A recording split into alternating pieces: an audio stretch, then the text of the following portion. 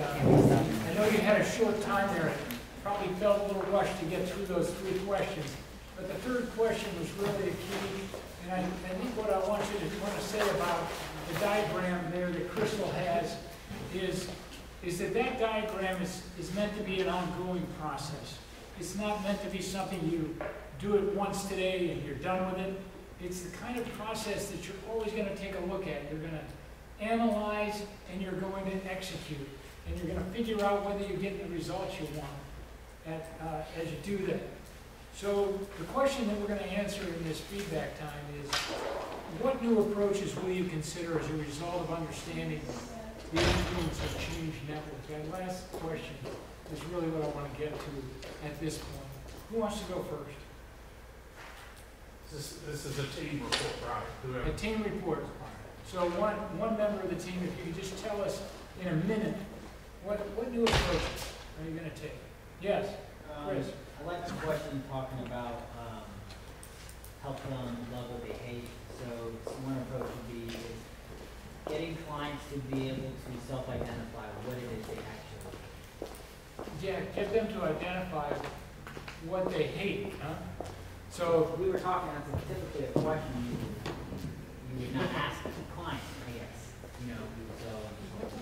Yeah, well, they might struggle with something you're trying to get them to do, right? Yeah, because it could appear to be the opposite of what we would call strength-based case management, where you want to focus on what they're good at or what their strengths are and stuff like that. But this starts by looking at a perceived negative. Yeah, that makes sense. All right. Who else has, a new approach that you're going to consider? In Orlando, we have decided with all these opportunities on the table, we are now having, I'm having as the area commander separate meetings with every department. And asked, because we've lost so many people, so many departments, that now we're rebuilding a team. And so we're going to rebuild with new vision and new Imagineering, as we would say in Disney. And so we had this incredible encounter with the social services. Okay, what's our vision? What do we want to be when we grow up? And they would say, oh, we want to feed people. Okay, we do that. That's good. That's a good vision. We want to shelter people. Well, that's good too. But what do we want to do? What's a vision? So the guy washes the towels and the sheets for the shelter. The janitor said, I think the Salvation Army should own apartment buildings where they can put people in there affordably and not have to rely on other people. I said, now that's a vision. Thank you, janitor. And so they own that vision, and they own the steps to get there. So we have more participation rather than an area commander or a commissioner coming and saying, this is what you're going to do. So everything begins to be geared toward helping people live self-sustaining lives with family supportive wages and having a roof over their head. And they might start with subsidized housing, but it gives them a platform from which to live into their lives in a new way. But the staff grows together and owns that vision. It's not, if we get moved, that vision should stay there. So much of this process stuff that Glenn was talking about really is going to help, or helps the challenge that you're being faced with right now. So give us measures. Give us the measures. Because they're wanting those outcome measures. Right. So getting to the 2 or 3 behaviors. What are those? This should help. And how does 1.2 million meals help make the community better? Right. That's right. They've got to figure out. We have to educate people on that. Yeah. Well, in order to get someone housed, you have to stabilize them. They have to be well fed. They have to have shelter over their head. So you can get there. Yeah. Soup, soap, salvation. Salvation is done. Maslow, it's a hierarchy. Yeah. That's exactly what it is. All right, Lake Worth or Winter Haven, what do you have? Lake Worth, Okay.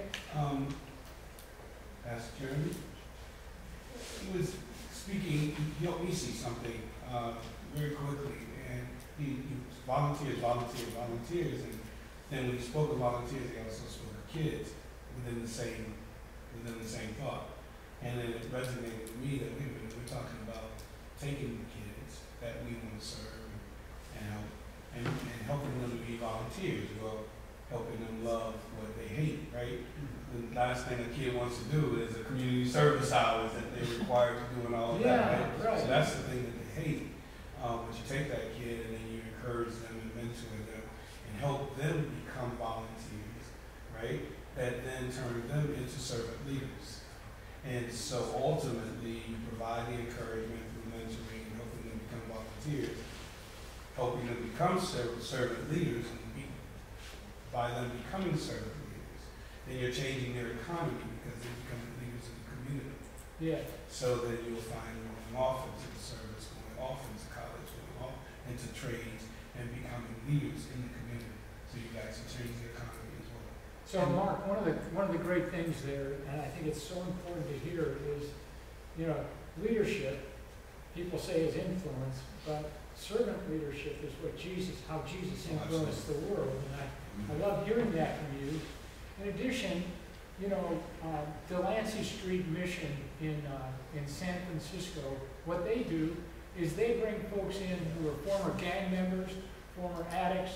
They bring in the homeless, and they begin to give them a place to stay, but they're running 4 or 5 different businesses. One is a restaurant, one's a moving company, and the person who's recently come in just a week earlier and just been taught some of the basic rudimentary things, they immediately start with that person taking someone else under their wing. So someone who's only been there a week now becomes the person welcoming a newcomer and begins to teach them how to set a table at the restaurant. And they become a part of a team to break down the gang mentality. They succeed as a team. And so they know they have to help this person succeed because their team succeeds when they work together. So very important stuff. So these high school volunteers that y'all want to celebrate, that's right. building that in, but what if they were mentoring a peer? Absolutely. And I guess if that was part of the celebration, you know, maybe an extra star. One of the things about that Delancey Street illustration is really just, what I love about it is they've started these businesses and they don't require, as a mission, a lot of professionals. They don't require a lot of donations either. It's because the businesses help support the work that they're doing with folks, and those folks are being discipled and trained in those businesses. All right, let's go over to Winter Haven. Well, I really think we do a good job of addressing the needs of the shelter residents, that we meet them where they are. We don't let them come in with our preconceived goals that we think they should meet, because everybody comes in a different place. And we have new staff. Dee Lambery is brand new to us, and we're just so blessed to have her. But she has a way of working with people, and we actually had a shelter resident come in that has an addiction issue. She wanted to come to the shelter, and we sent her to detox. Actually, this was prior to Dee coming. As soon as Dee got there, she actually got out of detox and said, "Can I come in?" And I said, "Now that you're clean, yes, come." Well, she's got mental health issues, dual diagnosis with drug addiction. Because of incarceration, she's lost a lot of her resources through the years, and of course the addiction didn't help anything. But Dee has been working with her in just those little baby steps, and I think that we really have to, that's a new approach for us because of new staff, and watching her work with her and celebrate every little accomplishment, even if it's just making it to the food stamp box. Instead of us doing it for her, she has to do it for herself, and she can go off in a heartbeat, let me tell you. Well, the new vital behaviors, having a new staff member often does bring in new approaches, and it sounds like new approaches are happening, Dee, because of Dee. And, and Dee, we're grateful to have you with us today, and, I think it's wonderful when a new staff member comes in. I think that's something we have to celebrate, is they bring in new gifts and talents right in our midst. A fresh look at Glad to hear that. But we work as a great team. Good. And I think my whole philosophy with dealing with people in recovery is baby steps. Okay, And I learned that years ago. yeah. I went through an addiction program to learn I was not addicted. And it was the most valuable 28-day program of me staying there and having to do everything they did, from attending NA, AA. I just didn't have to sleep with them. No, in their dorm. Sure, I got it. That's I good didn't to have know. Level 2 background check. Gee, you're gonna get used to the humor. Hey, we just come up to lunchtime, folks, and right after lunch, we're gonna have as you might know, we tuck in these 1 hour, these Zoom interviews, and we got a great Zoom interview right at 1 o'clock coming back from lunch. And so right now, we're gonna break for lunch, but let's have a prayer here so I can send you off. And I think, I don't know what they have for Who lunch. can break quick? It'll be great. Nobody in this room. Father God, we thank you for the day. We thank you for this privilege. Thank you for all of the learning with one another. We just ask that you bless the food to our bodies and that you bless the hands that prepared it. In Jesus' name we pray. Amen. Amen.